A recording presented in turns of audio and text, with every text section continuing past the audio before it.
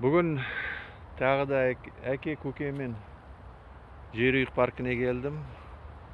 Тағы да біраздан бері әңгімелеріміз үзіліп қалды. Соған енді қайталап жіберейін деген ой. Жалғастырайын деген ой. Кешірім сұрайын. Жалғастырып, менің жақсы көретін нем ғой. Қайыңым. Осы жерден жазуларды бастадым ғой. Мына жерге камераны қойып, осы жерден жазатын. Енді қазір мобильді түрде жүріп жазғанды тәуір көріп тұрмын. Осылай жүріп парктың ішінде. Әдемі парк. Жаздың соңғы күні, бүгін 31 тамыздың 31-ші жұлдызы. Бүгін енді соған орай тағы бір әңгіме айтып көрсем. Әңгіменің төркіні қалай табысқа жетсек, қалай өссек деген, не істеу керек өсу үшін, табысқа жету үшін деген әңгіме. Енді оның бәрі орыс тілінде енді көп айтылып жатыр, жазылып жатыр. Қазақ тілінде әрине аз, ақпарат өте аз. Сондықтан кішкене бір жағынан сол жағында толтырайын деген ой ғой бізде. Сол енді не істеуге болады деген ойлар. Ең бірінші әзірде мынаны түсіну керек қой. Адам бір орында қалудың өзі, қалу үшін, бір орында тұру үшін жүгіру керек. Сонда ғана сен бір орында тұра аласың, кейін шегерілмей. Алға жүру үшін жай ғана жүгіру емес, кәдімгі ан тұрғандай жүгіру керек қой. Кәдімгі артынан бір миллион шайтан қуып келатқандай. Алды-артына қарамай жүгіру керек. Сонда сен бірдеңеге жетесің. Қазіргі заман сондай 20-ші ғасыр заманы деп айтады ғой енді халықтың арасында. 20-ші ғасыр деп. Сол 20-ші ғасырдың талабы сондай. Кейін кетпеу үшін сен жүгіруің керек. Тек бір орында тұрып, кейін кетпеудің өзін үшін сен жүгіруің керек. Алға жүру үшін сен жай ғана жүгіру емес, сен кәдімгі өміріңде соңғы жүгіргенде жүгіру керек қой, тоқтамай тілін салақтап. Сонда ғана сен алға жүресің. Былайша айтқанда, өнемей қимылда болуың керек. Өнемей сен алға тырысып ұмтылуың керек. Сонда ғана қозғалыс болады алға. Диванда жатып, армандап, сен ештеңеге жете алмайсың. Сондықтан ол бірінші. Екінші, өнемей өзің нелеріңді, әдеттеріңді ауыстырып отыруың керек, алмастырып. Өйткені қазақта бір сөз бар, ауру қалса да әдет қалмайды дейтін. Ол шындық. Әдеттен құтыла алмайсың. Қуа алмайсың, құтыла алмайсың. Кетпейді әдет. Бір кіріп алған әдет кетпейді. Ешқандай да. Бірақ дегенмен бір жолы бар әдеттен құтылудың.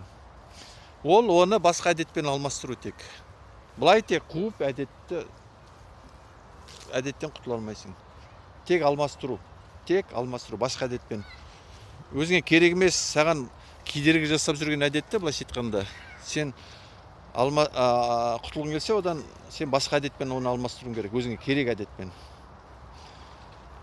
Диванда жатып алып телевизор қарайтын әдет саған ұнамайтын болса, онда сен оны басқа әдетпен алмастыруың керек. Мысалға мен қалай алмастырдым? Мен қазір телевизор қарамаймын, мүлде қарамаймын, ешқандай да. 5 жыл болды. Қалай алмастырдым? Мен үйге келгенде, қайдан келсем де, диванға жатпаймын. Былайша айтқанда мен диванда жатпаймын ғой қазір. Өте сирек жатам, өте сирек.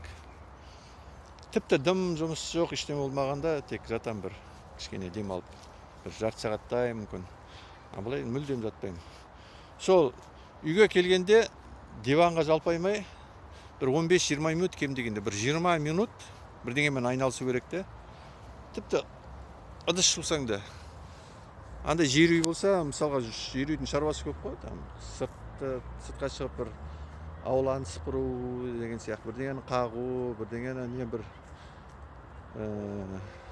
кілем бірдеңелерді шығарып мүмкін тазалау керек шығар, қағып сілкіп дегендей.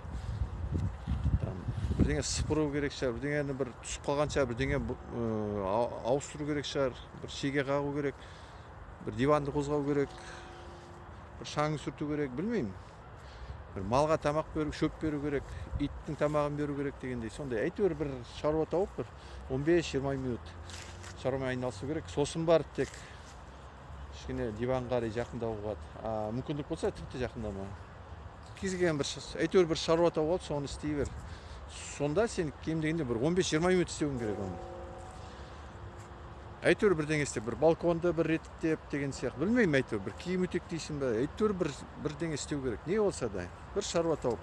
Бірде әйелдің жұмысы, еркектің жұмысы дейтін жоқ. Үйде сенің үйің ғой, біреудің үйі емес.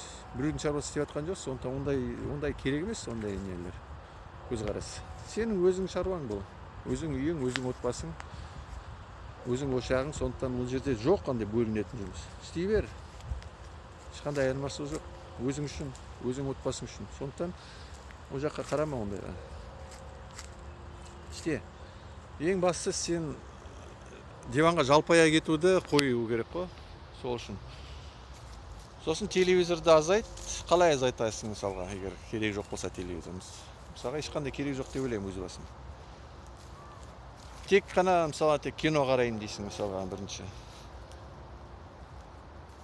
Тек қана осындай киноларды қараймын деп сөйт. Немесе тек қана осындай бағдарламаны қараймын. Немесе тек осы уақытта қараймын. Немесе тек 1 сағат қараймын күніне деп. Сөйтіп шектеуге болады, біртіндеп, сосын оны да қоюға болады. Немесе бірден қоюға болады, бірден сөп болды. Жоқ, қарамайын болды. Мен сөйттім, қарамайын болды. Керек жоқ маған деп. Сөйтіп қойдым. 5 жыл болды айтқым.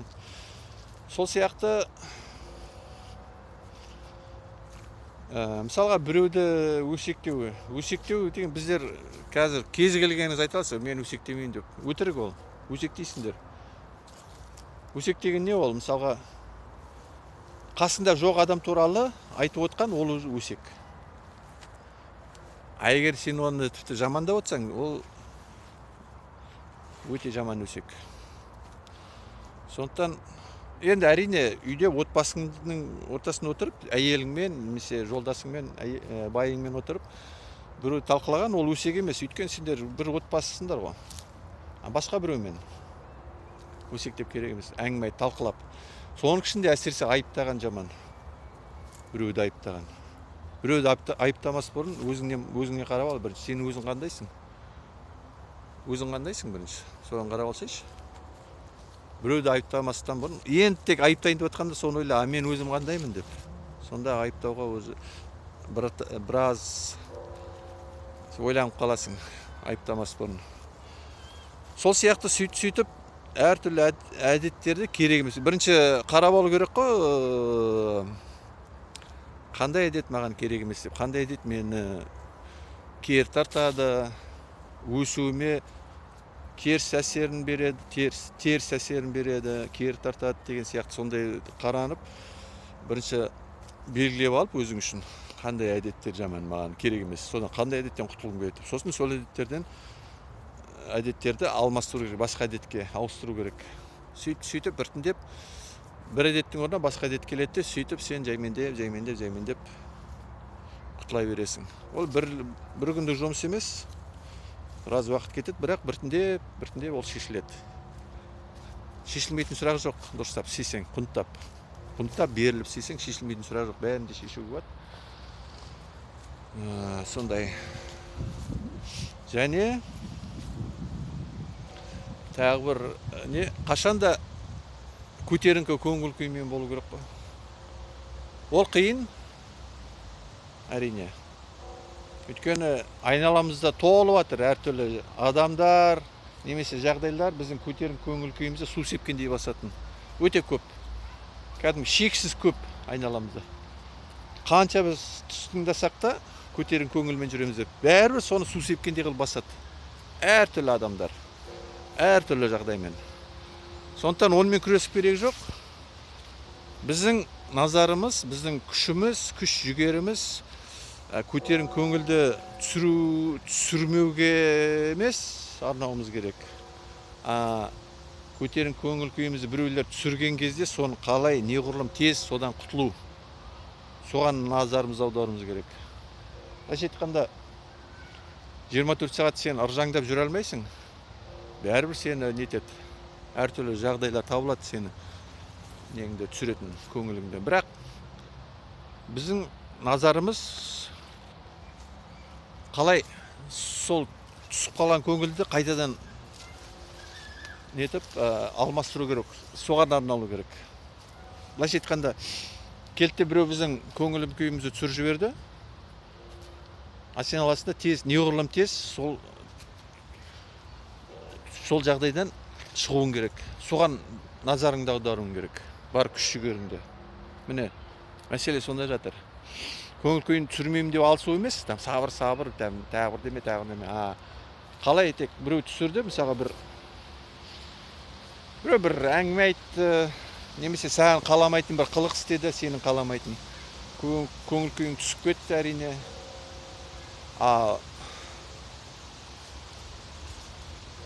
Түсірмеймін деп сол жерде алыспай-ақ қой, мейлі түссін. Сен де адамсың ғой, робот емес. Онда тұрған ештеңе жоқ.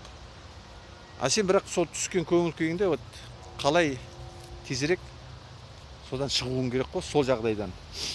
Ұнжырған түсіп кеткен жағдайдан шығуың керек, неғұрлым тез. Неғұрлым тез шығасың, соғұрлым жақсы. Міне сонда күш-жігеріңді аудар. Күш-жігеріңді соған жұмса. Ауыстыру керек, былайша айтқанда. Сабыр деп нету емес, күш-жігеріңді жіберу. Неғұрлым қайтадан сол бана көтерін көңілге қайтып келу. Бананы ұмытып, тез. Оның жолдары көп. Мысалға, біреудің бір қылығына ренжіп қаласың. Сөйтпеді деп, мысалға. Мысалға, сен ақша сұрай бардың, мысалға, дейік, бір мысал. Ең көбінде кездесетін мысал ғой ол. Сен барған адамың бермеді ақшаны. Сен ренжисің әрине. Сонда қалай шығамын? Былай шығасың. Ол саған міндетті емес қой беруге, мысалға. Біріншіден. Екіншіден сен ойланып көр. Бұған дейін әлі талай көмектескен шығар ол кісі саған. Қайдан білесің? Талай көмектескен шығар. Талай бір ортақ жақсы жағдайлар болған шығар. Соны ойла. Оның да бір себептері бар шығар. Мүмкін сен шында да жағдайың жоқ, ол саған сенің кіремейтін шығар. Мынау бермей-сау деп. Соны да ойла. Сен сондай керемет емессің ғой. Бар ғой, ақшаң жоқ болып жатыр ма? Егер шынымен бір айтайын, шынымен сен уақытында алып, уақытымен беріп жүрген адам болсаң, қашанда өзің сөзіңе тұрып, осындай уақытта берем деп беріп жүрсең, сен де талай көмегіңді көрсетсең, саған кім бермейді, береді ғой. Бермеді ме? Онда бір себебі бар. Сол туралы ойла. Содан кейін сен түсінесің, онда ренжіп керегі жоқ екен. Ең басты бірінші қадам сол. Сен ренжуіңді қоясың. Ренжуді қойғаннан кейін көңілің кішкене басқаша болады. Содан сен енді ар жағы екінші қадам көңілді көтеру. Ең бірінші өйткені көңілің түсірген жағдайдан құтылдың. Содан кейін көңілін көтеру уже техника ғой. Мен аманмын, саумын, бала-шағам аман, сау. Бүгін киетін киімім бар, жейтін тамағым бар, ішетін суым бар, жататын жерім бар. Міне сен қандай бай адам, қандай керемет нәрсе. Осының өзі де қалай. Осыған жете алмай жатқан қанша адам бар. Соның қасында сен кереметсің ғой. Соның өзі ақ көңіл көтеруге тұрмай ма? Сол сияқты. Енді тағы бір айтатын мәселе бұған орай. Тағы бір бізге керек, және біз қашанда ұмытып жүреміз. Ол қазір осы жерде болу. Қай уақытта болмасын. Қазір осы жерде болу. Не болып жатса да, қалай болып жатса да, қазір осы жерде бол. Былайша айтқанда, қазір сен амансың. Қазір сенің басың аман, аяқ қолың бүтін. Отбасың аман. Қарның тоқ, киімің бар. Соның өзі ақ сен тап қос. Қазір тап осы жерде сен бақытты адамсың. Сен барсың бұл өмірде. Денің сау. Соның өзі осыған риза болып, жаратушымызға ризашылығын білдіріп,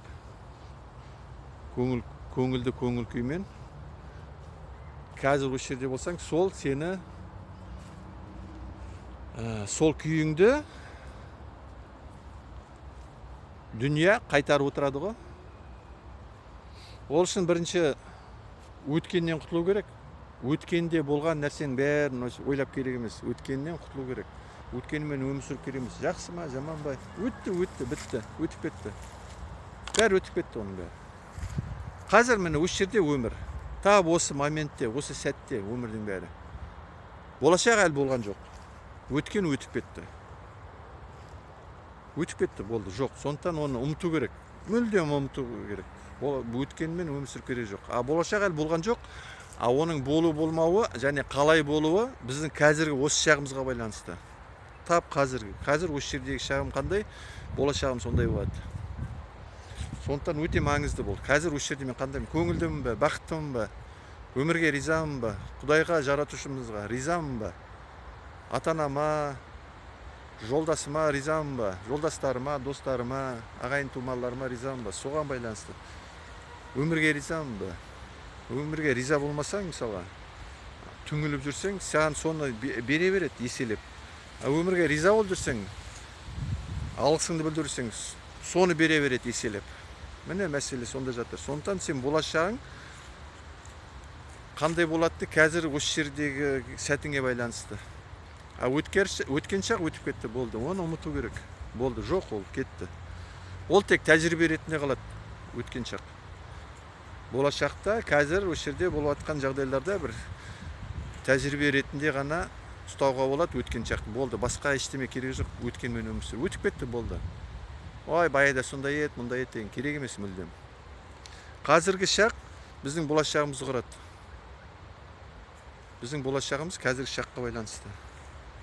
Сондықтан қазір осы жерде сен бақытты бол, көтеріңкі көңіл күйде бол.